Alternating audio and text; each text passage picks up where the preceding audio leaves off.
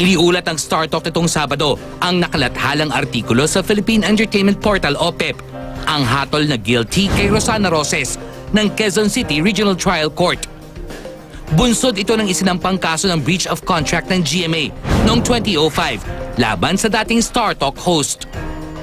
Pinagbasihan ng QCRTC Branch 216 Presiding Judge Alfonso Ruiz ang paglabas ni Roses sa isang showbiz talk show sa kabilang istasyon, gayong meron pa itong existing contract sa GMA.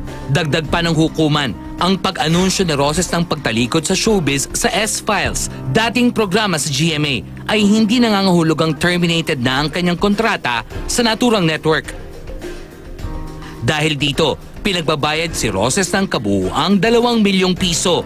Samantala, ayon sa kanyang post sa Facebook nitong September 14, sa news lang daw nabalitaan ni Rosana ang tungkol sa kaso ng GMA laban sa kanya. Her post reads, and we quote, Gulat ako, nasa news daw ako.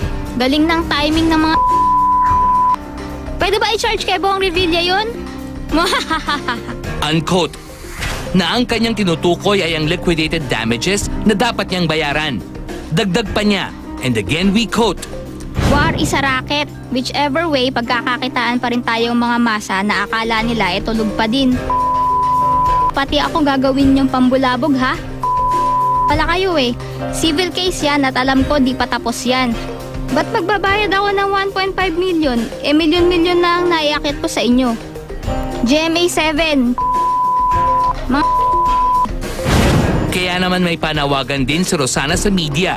And again, we quote, Mga reporter, please lang, wag na ito ilathala at yan ang gusto nilang mangyari. Wag naman kayo pauto, magkakawatak-watak lang tayo. At pag divided na, lalo na mga tao, kuro-kuro, opinyon, dyan na naman sila magsasamantala. Sa mga magnanakaw ang bantay ng balita, wag sa kagaya ko. Kagaya nyo na nagpapakapagod mapakain lang ang pamilya ng tama. Unquote. Ngunit hindi ito pinalampas ng kanyang dating manager at co-host sa Star Talk na si Lolit Solis sa kanyang column sa Pinoy Parazzi nitong Miyerkules. Ayon kay Solis, sa halip na idamay ni Rosana ang mambabatas sa kanyang pagkatalo sa kaso, dapat daw itong magpasalamat sa maayos na pag-aalaga sa kanyang apong si Gab na anak ni Jolo Revilla. Ngayong hapon sa Star Talk, Lolit Solis may hamon kay Rosana Roses. Bakit si Osa kaboses na ni Mahal? Hindi, ganito. Ano ba yan? Sana nga hinanap na lang yun unang nagdadab ng Seiko Films, di ba? Di ba ang Seiko may tagadab yan sa mga launching? Okay, alam ko, bitin na sila, Boots. Okay. Sige.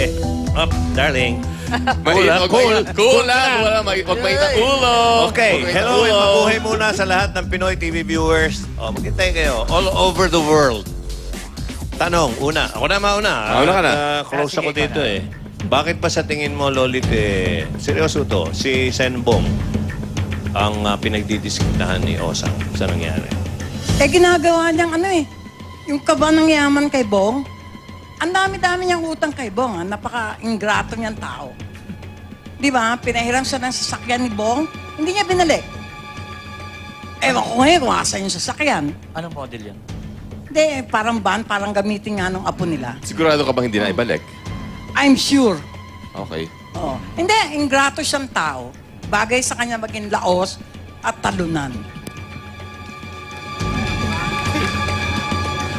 Pero hindi ba aware sa tingin mo na, kasi as the former manager, sa kasong breach of contract ni sinapan ng GMA laban sa kanya. Kasi di ba, ikaw ang manager, paano nga ba kasi kayo nagtapos? I mean, I was here, pero hindi ko alam ang internal problems yung dalawa nun. Actually, nag-start lang naman yung problem namin nung ikwinento ko kay Dr. Vicky Bello na medyo maging soft ka kay Osang dahil meron yung pinagdadaanan ngayon, buntis ang anak niya. Di ba si Vicky naman parang wala namang mali siya. Nabanggit niya yon sa mga reporter na niya. Nakaabot yun sa kanya noon. Na inaano niya talaga, inilalaban niya na hindi totoo, hindi Alam mo, napakaswerte ni Osang na ang unang-unang anak ni Grace, si Jolo ang tatay. At least ngayon may USB sa anak niya, nag-aaral sa Lasal. Bakit hindi niya magulo yung ibang tatay ng anak ni Grace? 4 ang anak ni Grace, 3 ang tatay. Isa si Jolo, yung isa Alabo, yung isa Bakit si Jolo lang inaano niya? Dahil alam niyang may pera yung pamilya Revilla, na wala siyang ginawa kundi utangan si Jolo. Bayaran niya utang niya kay Jolo, no? So, Lolit, anong dapat gawin ni Osang ngayong may RTC decision na? Anong dapat gawin niya? May RTC decision na eh. Bumalik siya sa Pegasus, magsayaw siya uli, kung tatanggapin pa siya, para makaipon siya ng pambayad sa GMA. O, ito na lang. Oo, sige. Nakausap na ba si Bong tungkol dito? Oo, anong reaction niya? Hindi, si Bongas nabe, Nay, wag mo nang pansinin yan. Don't dignify the issue. Hayaan mo na yan. Kasi siyempre, alam ni Bong, lola pa rin ni Gab si Osang. Pero masasabi mo ba yan sa isang taong katulad ni Osang na hanap ng balita para mapag-usapan siya? Siguro, makatulong sana sa karir niya kung may karir pa sa itong nangyayari ngayon. O, si Gab ba old enough to understand kung ano nangyayari? Matalino yung bata. Siguro, hindi naman sa kanya nagmana. Dahil ano na mamanahin mo sa lolang galing sa Pegasus. Matalino yun. Ninong ako noon. Oo nga. No. Umano sa Ninong kaya, bagay nga kayo ni Osang, magsama kayo. No, pero nandito na rin lang naman. I mean, may I take this opportunity? Because kasi yung nangyayaring ganyan, sinasabi, ikaw ang kaibigan ni Osang. I mean, of course, kaibigan ko si Osang. I mean, because when I came here in 1999, 14 years ago, si Osang ang reyna ng buong industriya. I mean, let's admit it. I mean, sikat na sikat siya talaga doon. TV and movie? TV and movie. That time, oo.